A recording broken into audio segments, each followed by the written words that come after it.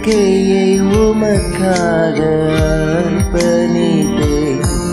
உம் அன்பில் நான் வாழ்ந்திடுவேன். கல்வாரி சிலுவையிலே தூய அன்பை கண்டேனையா. கல்வாரி சிலுவையிலே தூய அன்பை கண்டேனையா. துதி ஆராதனை உமக்கே சொந்தம்.